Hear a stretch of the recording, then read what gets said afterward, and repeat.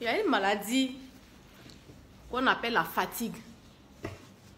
La fatigue. Hein? Ça, là, très souvent, c'est les femmes mariées qui ont cette maladie-là. La fatigue, c'est une maladie. Très souvent, là, c'est la maladie des femmes mariées. La fatigue. Il a été délivré aujourd'hui. C'est que tu courais après le mariage, là. Tu as prié, tu as gêné. C'est que tu as fait d'autres, mais sont allés faire des bagbaguis, sont allés faire des choses. Hein? Pour pouvoir avoir un homme. Pour pouvoir se marier. C'est que tu t'es marié, là. C'était dans quel but? Tu penses que quoi? Il a des soeurs qui peut envoyer chez lui là-bas pour aller manger sa nourriture. Et puis il va s'occuper d'elle. Si c'est pour ça là, il y a sa maman qui est là. Maintenant, si ce sont ses habits là, il y a blanchisseur du quartier, il y a pressing. Si c'est la nourriture là des restaurants. C'est que la seule chose qu'il ne peut pas faire comme ça, c'est que c'est un homme qui est opposé là. Qui ne peut pas se promener pour faire là. C'est le sexe. C'est que quand vous entrez dans le foyer là, vous avez cette maladie là, la fatigue. La fatigue. Je suis fatiguée. Mais si je suis fatiguée, je fais comment? Quand tu étais chez tes parents là-bas, tu n'étais jamais fatiguée. C'est quand tu es rentré dans le foyer là. C'est que surtout quand tu as mis barre au doigt là, c'est fini. Tu lui as mis la corde au cou et tu vas venir maltraiter le pauvre monsieur. Parce que quoi? Le sexe là, c'est très important chez l'homme. Le sexe, très important. Si tu veux un foyer stable, un homme épanoui, sexuellement parlant, il faut l'aider à s'épanouir, sexuellement parlant. Oui, c'est pour ça que tu es là, ma chérie.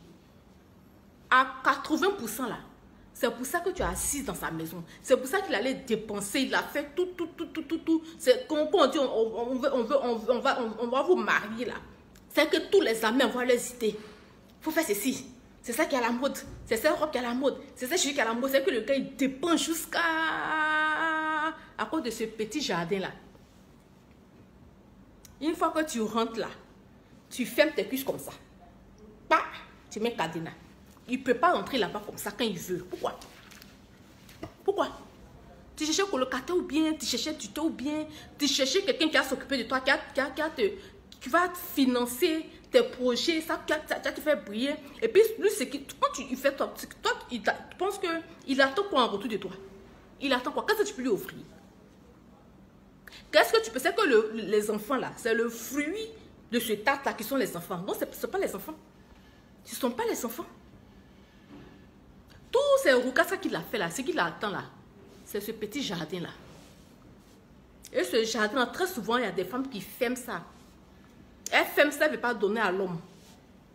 Elles sont assises dans le foyer là. C'est qu'il y a des filles qui sont dehors là. Elles cherchent ça. Elles cherchent à rentrer. Les mecs qui sont dehors, elles sont pareilles. Quand elles vont rentrer là même là, c'est la même chose elles vont faire. Pourquoi on fait ça? C'est qu'ils préparent vous psychologiquement. Que là où je m'en vais là, toutes les nuits là, hein, je dois accomplir mon devoir des femmes. Excusez-moi, mon devoir des femmes. Me donner entièrement à mon mari, pas à moitié. Pas à moitié. C'est que ça dépend de l'envie de l'homme. Si c'est un homme qui veut avoir des rapports tous les soirs pour se sentir bien moralement, physiquement, ma chérie, il faut te préparer à ça.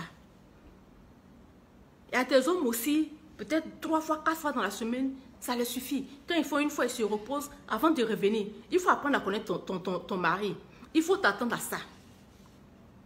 Quand vous déposez vos habits, vous avez un besoin. Quand vous venez demander, puis le monsieur là, il vous tourne là, votre bouche, ça devient comme ça. Vous êtes énervé comme ça.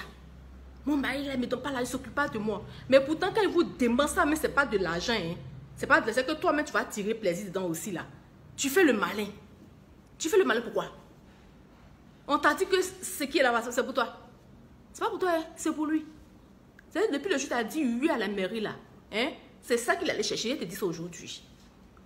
Si on veut bien voir là, c'est ça qu'il allait chercher. Maintenant, il vient, le pauvre monsieur. Il veut rentrer dans ton jardin. Tu ne veux pas. Il vient faire ici. Tu ne veux pas. Non, tu aimes trop ça. Ah, je ne suis pas maté là. Ah, je suis fatiguée. Tu n'as pas vu que je suis fatiguée? Hein?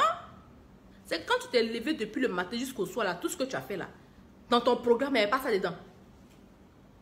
C'est quand tu es levé maintenant, je dois accompagner les enfants à l'école, je dois aller faire le marché, je dois venir préparer, je dois faire ceci, je dois faire cela.